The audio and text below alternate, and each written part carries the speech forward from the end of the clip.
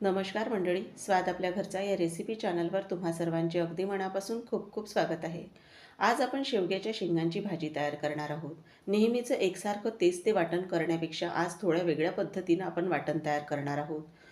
अगदी भाजी सुगंधाने तुम्हाला खावीशी वाटेल, पूर्ण घरभर भाजीचा सुगंध पसरेल इतकी चवीला अप्रतिम भाजी तयार होणार आहे. एकदा माझ्या पद्धतीने ही शेवग्याच्या शेंगांची भाजी तुम्ही नक्की करून बघा. आणि हो, रेसिपी तुम्हाला आवडली तर एक लाईक करून चॅनललाही सबस्क्राईब करायला विसरू नका.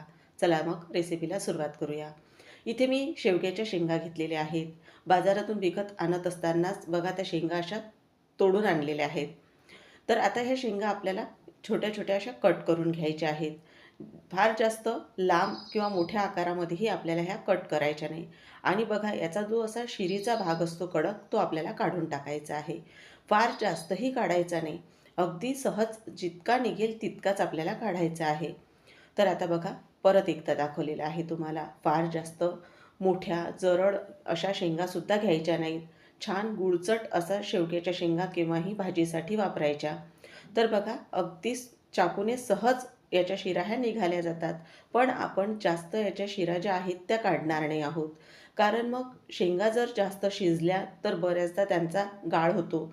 तर तो होऊ नये त्यासाठी हा जो शिरीचा भाग आहे हा आपण असाच ठेवणार आहोत.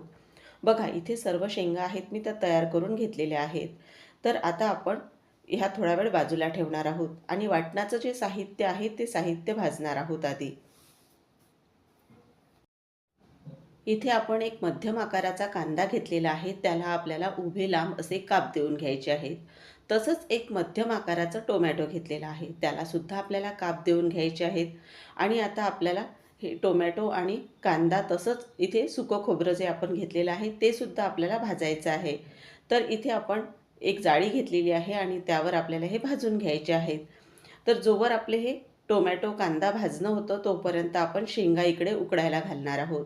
बऱ्याचदा शेंगा तेल टाकून सुद्धा भाजल्या जातात, पण मी तसं न करता पाण्यामध्ये शेंगा उकळते नेहमी. तर त्यासाठी इथे मी पाणी घालून घेतलेलं आहे. त्यामध्ये अगदी पाव चमचा एवढं आपल्याला मीठ घालायचं आहे, त्यामुळे शेंगांना चांगली चव लागते. आणि अगदी चुटकीभर एवढी हळद घातली, त्यामुळे शेंगांचा रंग छान आपला दिसतो. तर आता पाणी थोडं गरम झालं की यामध्ये शेंगा आपल्याला घालून घ्यायच्या आहेत. आणि शेंगा इथे आपल्याला 90%च शिजवायच्या आहेत. 10% शेंगा आपण भाजीमध्ये शिजवणार आहोत.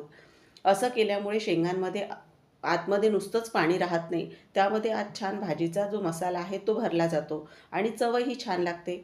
आता इथे बघा, शेंगा आपल्या वाफवून झालेल्या आहेत चांगल्या.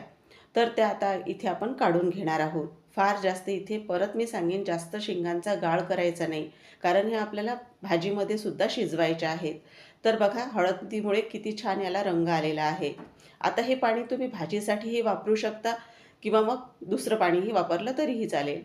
आता आपण भाजीसाठी वाटणाचं जे साहित्य आहे ते भाजणार आहोत. बघा, नेहमीच्या साहित्यापेक्षा थोडं वेगळं वाटण करणार आहोत. तर आता त्यासाठी आपण इथे अर्धा चमचा चण्याची डाळ घेतलेली आहे. यामुळे भाजीचा खमंगपणा खूप वाढतो. आणि त्यावर फक्त अर्धा चमचा एवढं तेल घातलेलं आहे.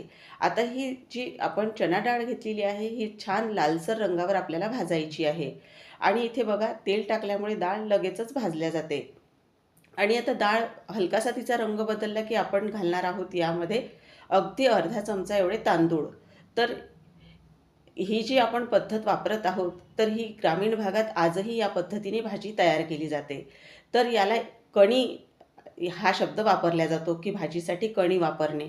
आता आपण तांदूळही छान फुललेले आहेत. आता यामध्ये आपण सुकं खोबरं होतं त्याचे काप करून घेतले, कांदाही थोडा ठेचून घेतला. आणि बघा, टोमॅटोही हाताने मॅश करून घेतलेला आहे, पण तरीही थोडं जाडसर असेल तर चमच्याने असं बारीक करून घ्यायचं आणि छान भाजून घ्यायचं. आता हे सर्व बघा, एकदा आपण हलकंसं परतून घेणार आहोत, कारण कांदा टोमॅटो खोबरं तर भाजलेलंच आहे आणि डाळ तांदूळसुद्धा भाजल्या गेलेले आहेत. आता आपण फक्त काही सेकंदासाठी हे परतून घेतल्यानंतर अजून आपल्याला ह्यामध्ये साहित्य घालायचे आहेत. तर आता यामध्ये आपण घालणार आहोत तीळ. तर तीळसुद्धा इथे अर्धा चमचाच मी घेतलेले आहेत. आणि आता आपल्याला यामध्ये घालायचं आहे लसूण पाकळ्या, 7 ते 8 लसूण पाकळ्या. आणि आल्याचे असे छोटे छोटे 2-3 तुकडे केलेले आहेत ते घातले मी. आणि अर्धा चमचा आपल्याला जिरे घालायचे आहेत. आता हे भाजीचं सर्व साहित्य घालून झाल्यानंतर 2 हिरव्या मिरच्या घातलेल्या आहेत. ह्या ऑप्शनल आहेत, तुम्ही नाही घातल्या तरीही चालतील. आता हे सर्व साहित्य परत एकदा छान एकत्र करायचं. जिरे आणि तीळ जे आपण घातले शेवटी त्यांना भाजायला जास्त असा वेळ लागत नाही, कारण हे सर्व साहित्य छान गरम झालेले आहेत, त्यामुळे ते लगेचच भाजले जातात. आता हा आपल्या भाजीसाठी जे आपण वाटण तयार करणार आहोत ते साहित्य पूर्ण तयार झालेलं आहे. आणि इथे बघू शकता तुम्ही कुठल्याही जास्तीच्या खडा मसाल्याचा मी वापर केलेला नाही. अगदी नेहमीचे आपल्या स्वयंपाकघरातले जे साहित्य आहे त्याचाच इथे वापर केलेला आहे. आता थोडं थंड झाल्यानंतर आपल्याला मिक्सरच्या भांड्यामध्ये पूर्ण भाजलेलं साहित्य घालून घ्यायचं आहे. आता आपण यामध्ये घालणार आहोत कोथिंबीर. तर इथे सर्वात शेवटी आपल्याला घालायची आहे यामध्ये कोथिंबीर. तर आता पाणी टाकून याचं आपल्याला वाटण तयार करायचं आहे. तर इथे तुम्ही बघू शकता आपल्या भाजीसाठीचं जे वाटण आहे ते आपलं तयार झालेलं आहे. आणि वाटण नेहमी केव्हाही छान बारीक असं करायचं. जितकं छान तुम्ही वाटण बारीक कराल तितकीच भाजीची चवही छान लागते आणि भाजीला दाटसरपणाही चांगला येतो. तशीच भाजीमध्ये जे मसाल्याचे कण असतात ते राहत नाहीत. तर आता वाटण तर तयार झालेलंच आहे. आणि आता आपण भाजी फोडणीला घालणार आहोत. तर त्यासाठी इथे कढईमध्ये तेल घातलेलं आहे. तेल फार जास्तही वापरायचं नाही. आता तेल गरम झाल्यानंतर अगदी चुटकी 2 चुटकी एवढा मी हिंग घातला यामध्ये. तर आता हिंगही छान तेलामध्ये असा फुलल्यानंतर आपल्याला यामध्ये तयार केलेलं वाटण घालायचं आहे. असं वाटण तुम्ही तयार करून फ्रीजमध्येही हवाबंद डब्यामध्ये ठेवू शकता. तर आता बघा हे पूर्ण वाटण जे आहे ते तेलामध्ये छान परतून घ्यायचं आहे. तसं तर सर्व साहित्य भाजलेलं आहे, तरीसुद्धा वाटण छान तेल सुटेपर्यंत केव्हाही आपल्याला परतून घ्यायचं आहे. तर इथे आता आपण यामध्ये काही कोरडे मसाले घालणार आहोत. तर सर्वात आधी यामध्ये आपल्याला कढीपत्ता घालायचा आहे आणि त्यानंतर आपल्याला यामध्ये घालायची आहे हळद. तर हळद इथे आपण अगदी 2 चुटकी एवढी घातलेली आहे. आणि आपल्याला अर्धा चमचा इथे धना पावडर घालायची आहे. अर्धा चमचा त्यानंतर आपल्याला इथे कांदा लसूण मसाला घालायचा आहे. आणि सर्वात शेवटी इथे आपल्याला चवीनुसार लाल तिखट घालायचं आहे. हे काश्मीरी लाल तिखट आहे, चवीलाही तिखट आहे आणि भाजीला रंगही छान येतो. तर आता हे सर्व कोरडे जे मसाले घातलेले आहेत ते वाटणाबरोबर छान आपल्याला परतून घ्यायचे आहेत. आणि बघा पूर्ण छान एकत्र करून झाल्यावर यावर आपल्याला झाकण ठेवायचं आहे आणि पूर्ण वाटणाला तेल सुटेपर्यंत आपल्याला हे वाटण परतून घ्यायचं आहे. असं केल्यामुळे भाजीला जास्तीचं आपल्याला तेलही वापरावं लागत नाही आणि भाजीचा खमंगपणाही चांगला वाढतो. तर आता बघा इथे 3 ते 4 मिनिटासाठी मी गॅसची स्पीड कमी करून झाकण ठेवून एक वाफ काढून घेतली. तर बघा वाटणातील तेल सेपरेट झालेलं आहे आणि हे वाटण छान असं परतल्या गेलेलं आहे आपलं. तर एकदा पूर्ण हे छान एकत्र करून घ्यायचं आणि आता आपल्याला यामध्ये घालायच्या आहेत शेवग्याच्या शेंगा. आपण ज्या वाफवून घेतलेल्या होत्या. तर आता शेंगा घातल्यानंतर आपल्याला त्या सर्वात आधी पूर्ण वाटणामध्ये छान एकत्र करून घ्यायच्या आहेत.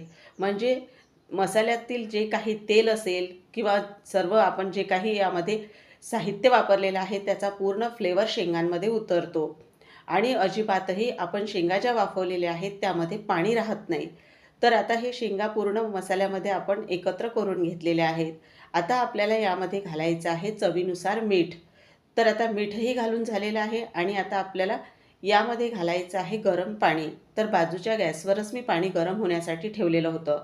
भाजीमध्ये केव्हाही थंड पाण्याचा वापर न करता गरम पाण्याचा वापर करावा, त्यामुळे भाजीची चव आणखीनही वाढते. तर इथे गरजेनुसार पाणी आपल्याला वापरायचं आहे आणि बारीक चिरून घेतलेली कोथिंबीर. फार जास्तही पातळ अशी भाजी करायची नाही. तर आता पूर्ण आपल्याला पाणी मीठ सर्व साहित्य एकत्र करून घ्यायचं आहे आणि आता झाकण ठेवून परत भाजीला उकळी आणून घ्यायची आहे आणि मस्त छान झणझणीत अशी गावरान पद्धतीने आपली ही शेवग्यांच्या शेंगांची भाजी तयार झालेली आहे खाण्यासाठी. तर आता एक वाफ काढून घेणार आहोत. तुम्ही भाताबरोबर, चपातीबरोबर, भाकरीबरोबर ही भाजी नक्कीच खाऊ शकता. इतकी चवीला अप्रतिम लागणारी आहे. आणि एकदा माझ्या या घरगुती पद्धतीने तुम्हीही शेवग्याच्या शेंगांची भाजी नक्की करून बघा. आजची ही रेसिपी तुम्हाला कशी वाटली ते सुद्धा कमेंटमध्ये सांगायला विसरू नका. रेसिपी तुम्हाला आवडली असेल तर लाईक करा, शेअर करा आणि अशाच छान नवनवीन रेसिपी पाहण्यासाठी चॅनललाही सबस्क्राईब करायला विसरू नका. पुन्हा अशाच एखाद्या नवीन आणि उपयुक्त रेसिपीसोबत आपण पुन्हा भेटूया. तोपर्यंत मस्त खा आणि स्वस्त रहा. धन्यवाद.